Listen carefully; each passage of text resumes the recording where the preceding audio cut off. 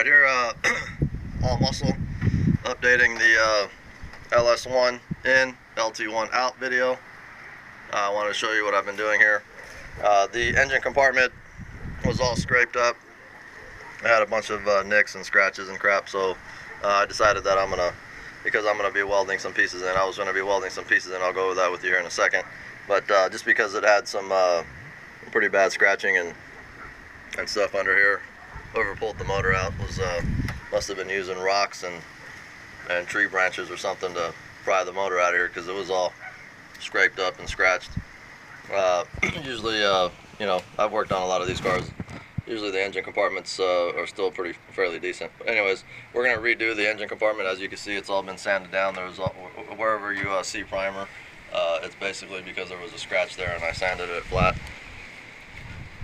And then I had a couple pieces that I was talking about in my prior videos that we're going to have. This was the original area where the fuel lines came in. I put a patch in there and welded it in. Then this is basically just bare rough metal, and it's going to be covered up with the skim coat of Bondo and finished off there with some primer. And then obviously right before I shoot the engine compartment, yeah, that's what I've been working on. I've got that in. And then also, if you can recall, I mentioned that the traction control setup module or engine or motor, whatever that deal is, sits here on the left hand side, or I'm sorry, this would be the right hand side of the vehicle. This was the original piece from this car. As you can see, I've cut that out and welded in the correct piece so that the traction control setup bolts up and sits in there just as it should. I'll show you how I did on this car. This is the donor car.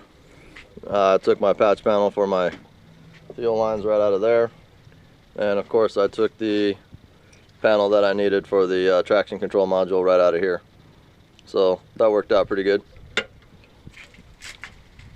And other than that, I just that's all I've got done so far. Like I said, I'm gonna put this is all rough sheet metal work. Still going to be going over this with all, you know, skim coat of Bondo. Also, the areas here where the battery was sitting, some battery acid went down in here and put a little bit of pits in the metal. As you can see, there's some pitting in the metal. But what we're going to do also is skim coat this, primer it all up, and then once it's ready to shoot, we're going to shoot that, and then I'm going to put a flat or semi-flat clear coat on here. I've already got the paint and the materials to do it, so I went ahead and sprayed that frame rail there. Actually, I just did a test. I wanted to see what the color looked like, so that was a tester there. I sprayed that area, not cleared or anything. That's just a base coat. But since I see that it's going to look pretty sharp in here, I'm going to go ahead and go with that color, and I'll wrap this up here and update you on some of the next items. But I think after I get this sprayed in here, I'm going to start running my brakes and fuel lines right down through the tunnel area here, and I'll go ahead and probably make a video at that point. Alright, that's the update for now.